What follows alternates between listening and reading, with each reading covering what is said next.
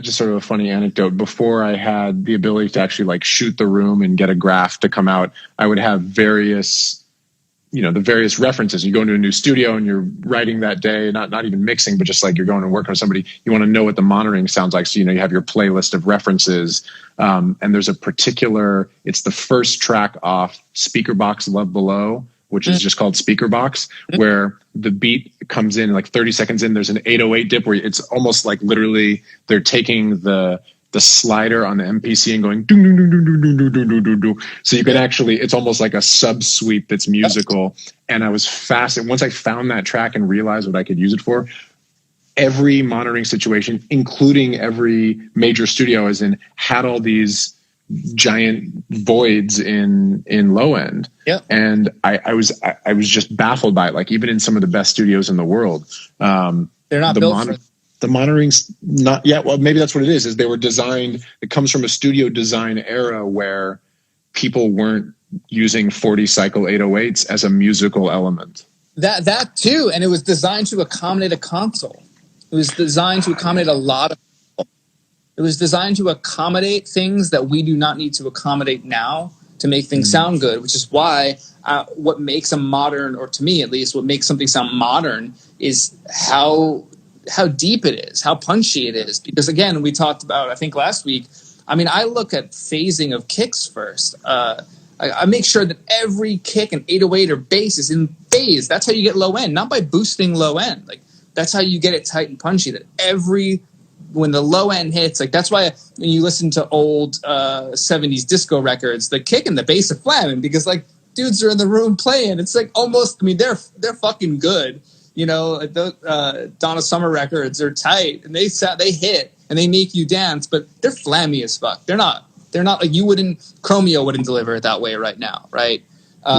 Blinding Lights wouldn't be delivered that way. That's like, so all this stuff is aligned phase wise, right? And monitoring also lets you hear different phases. So I'm giving notes on a friend's project right now that he's doing everything on, and one of the first things I said on a song was, hey, you should tune your kick down one semitone. And I didn't hear from him for a day. The next day he goes, what the fuck are your ears, man? Like, what do you mean the kick down a semitone? That changed the entire low end. I was like, yeah, I wouldn't say the note unless I knew it was going to work.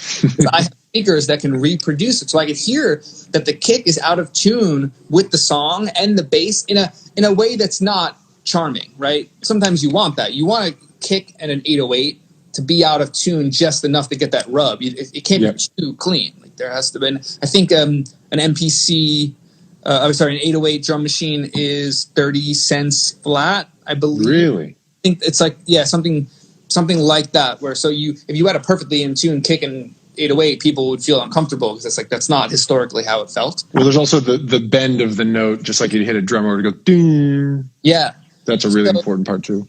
And I think when people take out the attack of the 808 and the kick, and they leave it only in the kick, and they do that round thing, I think that's extreme. I think if you had them in phase, you get even more impact. Like I've never seen Tony, who mixed thousands of 808s, like cut and fade someone's like Drunken Love. The 808 fucking slaps, and Tony didn't adjust Hit Boy's 808. He just went into it, and I had the stems to that. I was in there when he was mixing it. Like this 808 has an attack, and so does the kick, and that shit slaps.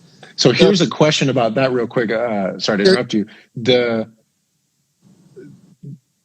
If you get a track where the 808s and the kick are perfectly lined up and that first downbeat just smashes and it's phasing the right way, but then the pitch of the 808 changes and some of them are slightly more or less in phase, I've found not only is it good to maybe flip phase or adjust things or whatever, but also sometimes you get a note that isn't perfect either way.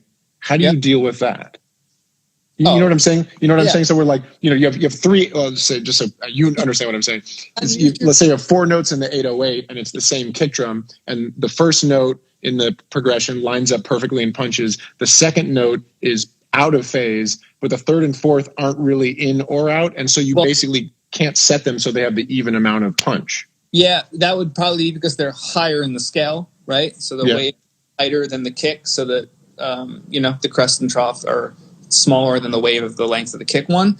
Yeah, I mean, do that on another track, change it, or I've actually taken the attack of a different note and spliced it, but left the pitch of the, you know what I mean? So the kick still hits at the right length, and you just crossfade. So I think there's a lot of tricks to that. But again, it's not going to be perfect, and an 808 kick relationship can never be perfect. Yeah. So it's you know. Well, what you're saying too is you're not necessarily even going for perfection on it. It's whatever the fuck sounds the best. Yes, it is. But there is an objective point here, that is when a kick and another piece of low end cancel each other out, by default, you have less low end than if you boosted 20 dB of 60 hertz.